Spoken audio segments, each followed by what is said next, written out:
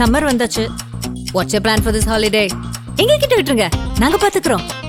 VGD holidays. GT Holidays, South India's #1 travel brand.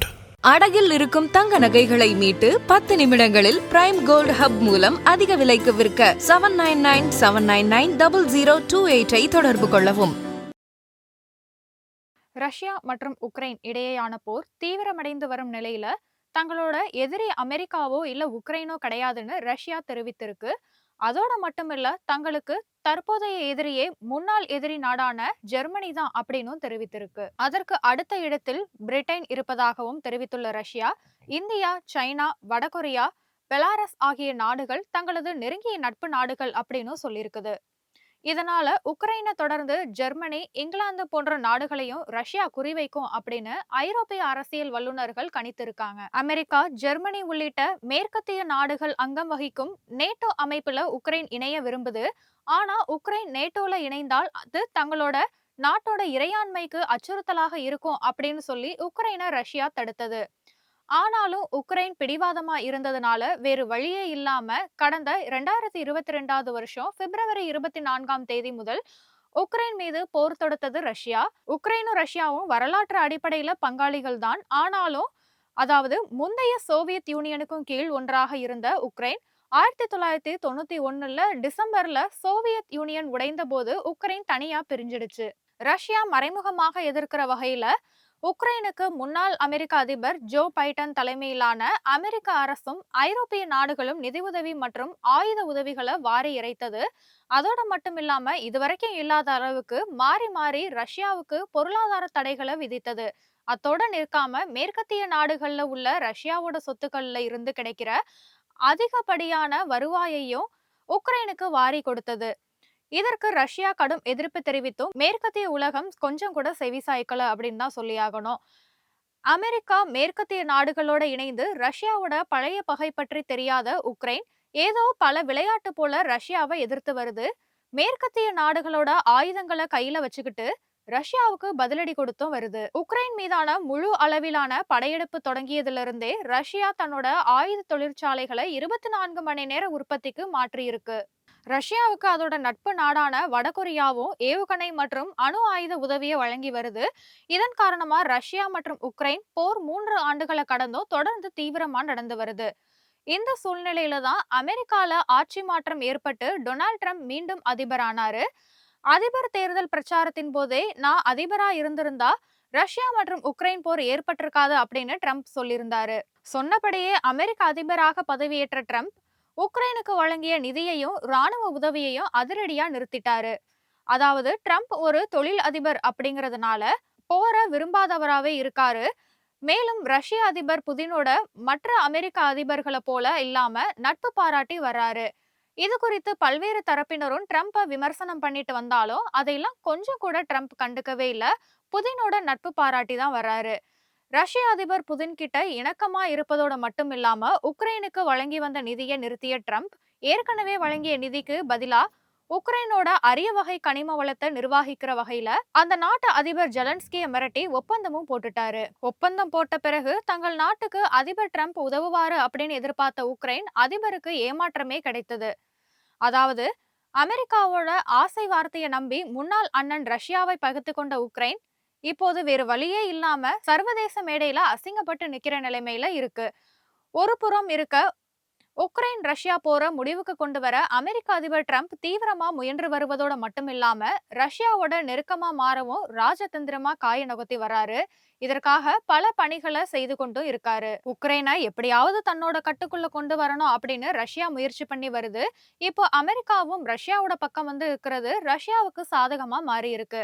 ஐநாவுல உக்ரைனுக்கு ஆதரவாக நடத்தப்பட்ட வாக்கெடுப்புல ரஷ்யா தீர்மானத்துக்கு எதிராக வாக்களித்தது. இது பல பேரும் எதிர்பார்த்ததுதான். ஆனாலுமே இதுல எதிர்பார்க்காத ஒரு விஷயமும் உக்ரைனுக்கு எதிராக அமெரிக்கா வாக்களித்துள்ளது. நேட்டோ தொடர்பான ஒரு விவகாரத்துல அல்லது ரஷ்யா தொடர்பான ஒரு விவகாரத்துல ரஷ்யாவுக்கு ஆதரவா ஐநால அமெரிக்கா வாக்களிப்பது இதுவே முதல் முறை. மேற்கு உலக நாடுகள் எல்லாமே அமெரிக்கா ரஷ்யா கரம் கோர்த்ததை பார்த்து கடுப்பாகி இருக்கு. அமெரிக்கா இல்லாட்டினா என்ன, நாங்க இருக்கோம் அப்படின்னு ஐரோப்பிய ஒன்றியம் உக்ரைனுக்கு நேசக்கரம் நீட்டி இருக்கு. குறிப்பா ரஷ்யாவோட பழைய எதிரியான ஜெர்மனி மற்றும் இங்கிலாந்து பிரான்ஸ் போன்ற நாடுகள் வரிசை கட்டி நிக்குது. உக்ரைனுக்கு அதிக அளவிலான ஆயுதங்கள் வழங்கியதோட மட்டும் இல்லாம ரஷ்ய எல்லைக்குள்ள அதை பயன்படுத்தவும் அனுமதி அளித்த ஜெர்மனியின் முடிவுகளுக்கு ரஷ்ய அதிபர் விளாடிமிர் புதின் கடும் எச்சரிக்கை கொடுத்தாரு. ஆனாலும் இத ஜெர்மனி காதுலே வாங்கல. உக்ரைனுக்கு தேவையான ராணுவ உதவிகளை வெளிப்படையாவே வழங்கி வருது. இதே போல இங்கிலாந்தும் பிரான்சும் உக்ரைனுக்கு மறைமுகமா உதவிகளை செய்து வருவதோட மட்டும் இல்லாம ரஷ்யாவை மறைமுகமா எதிர்த்து வருது. இந்த ஒரு நிலைமையில உக்ரைன் அண்மையில ரஷ்யாவுக்கு அடிமடியிலேயே கை வைக்கிற வகையில ட்ரோன் தாக்குதல் நடத்தினது. அதாவது ஆபரேஷன் ஸ்பைடன் வெப் அப்படிங்கிற பெயர்ல மரக்கட்டைகளை ஏற்றி சென்ற ஒரு பெரிய கண்டெய்னர்ல ட்ரோன்களை மறைத்து வைத்து உக்ரைன் அனுப்பியிருக்கு. கண்டெய்னருக்குள்ள என்ன இருக்குன்னு கூட தெரியாம அதை ஒட்டி போயிருக்காரு ரஷ்ய லாரி ஓட்டுநர். சரியான இடத்தை அடைந்த உடனே கண்டெய்னர் கதவு திறக்க திடீர்னு சீறி பாய்ந்த ட்ரோன்கள் ரஷ்யாவோட 3 தளங்களை சரமாரியா தாக்குனது. இதனை ரஷ்யா கொஞ்சம் கூட எதிர்பார்க்கல. ரஷ்யாவுக்கு உள்ள இருந்த தளங்கள் அப்படிங்கிறதுனால இவற்றை ராடர் கொண்டு பாதுகாக்க தேவையில்லை அப்படின்னும். என்ன காரணம் அப்படின்னு பார்த்தோம்னா இந்த தளங்கள் நோக்கி எதிரி விமானம் வந்தா அதை முன்னரே சுட்டு வீழ்த்த S-400 கருவிகள் பல 100 கிலோமீட்டர் தூரம் முன்னால் உள்ளது அப்படின்னு சொல்லியிருக்காங்க. இதனால பெரிய அளவுல வான் பாதுகாப்பு கட்டமைப்பு இல்ல. இதனால இத துல்லியமா தெரிஞ்சுக்கிட்ட உக்ரைன் அந்த இடத்தை விமானம் மூலம் நெருங்க முடியாது அப்படிங்கறதையும் தெரிந்து கொண்டது.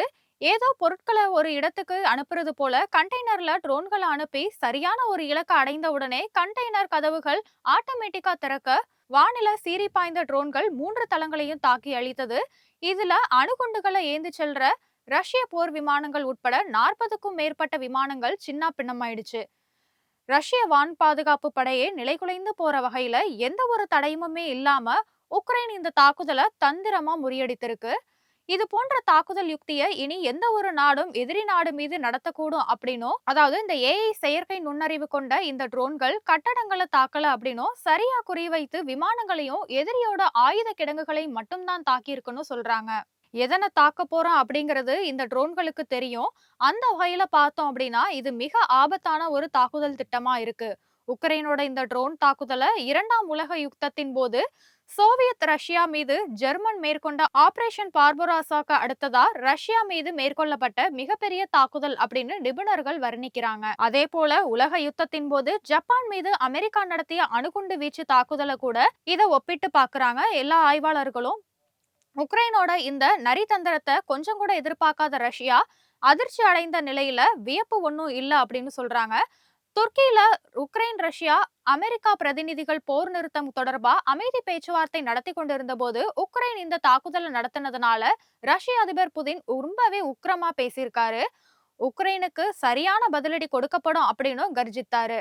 இதனால அச்சமடைந்த உக்ரைன் அமெரிக்காவோட உதவியை நாடியது. ஆனா அமெரிக்காவோ சுத்தமா கைவிரிச்சிடுச்சு. அதாவது இது குறித்து அமெரிக்க அதிபர் ட்ரம்ப் ரஷ்ய அதிபர் புதின் கிட்ட தொலைபேசியில பேசிய போது உக்ரைன் மீது பதிலடி கொடுக்கப்படுவது உறுதி அப்படின்னு புதின் திட்டவட்டமா சொல்லிட்டாரு. இதனை அப்படியே ட்ரம்ப்பும் ஆமோதித்து விட்டாரு.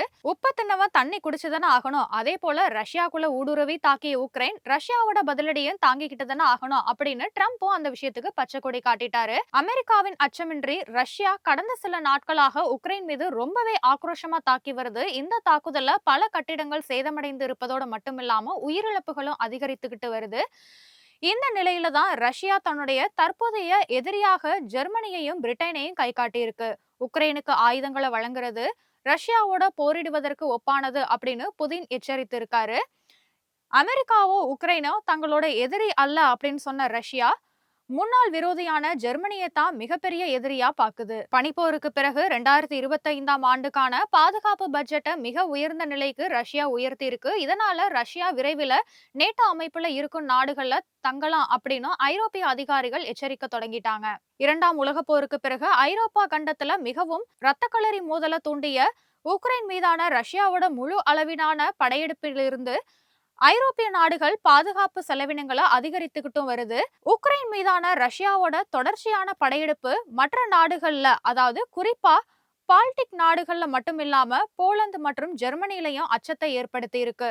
ரஷ்யாவோட அச்சுறுத்தலை சமாளிக்கிற வகையில ஜெர்மனியும் தன்னைத்தானே தயார்படுத்திக்கிட்டு வருது. உக்ரைனுக்கு வழங்கி வர ஆயுத உதவிகளை நிறுத்த முடியாது அப்படின்னு வீராப்பா சொல்லிட்டு இருக்கு.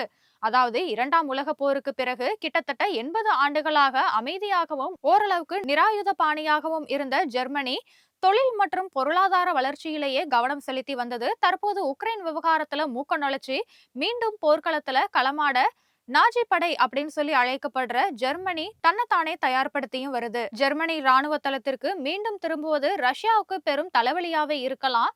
வரலாற்று ரீதியா ஜெர்மனி ரஷ்யாவோட பழைய எதிரி அப்படிங்கறதோட மட்டும் இல்லாம பாதுகாப்புக்கு மிகப்பெரிய அச்சுறுத்தல்கள்ல ஒன்றாகவே இருந்து வருது. இந்த தூங்கும் ராட்சதன் விழித்தெழுந்தால் ரஷ்யாவுக்கு ஆபத்து அப்படிங்கறதுனால ஜெர்மனியை தற்போது தனது புது எதிரியா ரஷ்யா பிரகடனப்படுத்தி இருக்கு. உக்ரைனோட எதிர் தாக்குதலுக்கு ஜெர்மனி, இங்கிலாந்து போன்ற நாடுகள் வழங்கும் அதிநவீன உயர் ரக ஆயுதங்கள் தான் காரணம் அப்படின்னு ரஷ்யாவே கொந்தளிச்சு போயிருக்கு. இனி ரஷ்ய அதிபர் எந்த நடவடிக்கையிலையும் இறங்க தயங்க மாட்டாரு அப்படிங்கறது எண்ணி பிரிட்டனும் தன்னோட படைகளை தயார் நிலையில வைத்திருக்கு. நேட்டோ படைகளும் அலர்ட் ஆகி இருக்குது. பிரிட்டன் டிஜிட்டல் போர் நடவடிக்கைகளை துரிதப்படுத்துற நோக்குல ஒரு புதிய தாக்குதல் சைபர் பிரிவை நிறுத்துவதற்கும் செயற்கை நுண்ணறிவு மூலம் இயக்கும் இலக்கு கண்டறியும் வல்லமைப்பை உருவாக்க 1 பில்லியனுக்கும் அதிகமான பவுண்ட்களை ஒதுக்கி இருக்கு. இந்த மகத்தான முதலீடு நவீன போர்க்களத்துல இங்கிலாந்தோட திறனை புரட்சிகரமாக்கும் அப்படின்னு எதிர்பார்க்கப்படுது. உக்ரைனோட போர்ல இருந்து கற்றுக்கொண்ட பாடங்களோட பிரதிபலிப்பாகவே இந்த சிறப்பு தாக்குதல் சைபர் பிரிவு மற்றும் அதிநவீன இலக்கு வலையமைப்பு உருவாக்கப்பட்டிருக்கு. யார் வல்லரசு அப்படிங்கிற போட்டி களத்துல இருந்து வந்த அமெரிக்காவும் ரஷ்யாவும் தற்போது நண்பர்களாகிவிட்ட நிலையில 2ஆம் உலக போர்ல ஐரோப்பாவையே ஆட்டி படைத்த ஹிட்லரோட நாஜி படையான ஜெர்மனியை தான் தங்கள் நாட்டோட முதல் எதிரி அப்படின்னு ரஷ்யா பிரகடனப்படுத்தி இருக்கு. பிரிட்டனையும் இந்த பட்டியல்ல சேர்த்திருக்கு. அதாவது 56% எதிரியாக ஜெர்மனியையும் 49% எதிரியாக பிரிட்டனையும் ரஷ்யா கட்டம் கட்டி இருக்கு. இதனால எந்த நேரமும் ஐரோப்பிய நாட்டுக்குள்ள ரஷ்ய அதிபர் புதின் தன்னோட ஆட்டத்தை தொடங்க வாய்ப்பு இருப்பதா அஞ்சப்படுது. எதையும் சமாளிக்க தயார் அப்படின்னு ஜெர்மனியும் பிரிட்டன், பிரான்ஸ் போன்ற நாடுகளும் வரிந்து கட்டிக்கிட்டு நிக்கிறதுனால உக்ரைன் போர் 3ஆம் உலக போருக்கு வித்திடுமோ அப்படிங்கிற அச்சமும் ஏற்பட்டிருக்கு. இனி என்ன நடக்க போகுது அப்படிங்கறதும் ஐரோப்பிய நாடுகள்ல கழுகு பார்வையில இருக்கிற ரஷ்ய அதிபர் புதின் கையில தான் இருக்கு அப்படிங்கிறது மட்டும் மறக்க முடியாத உண்மை.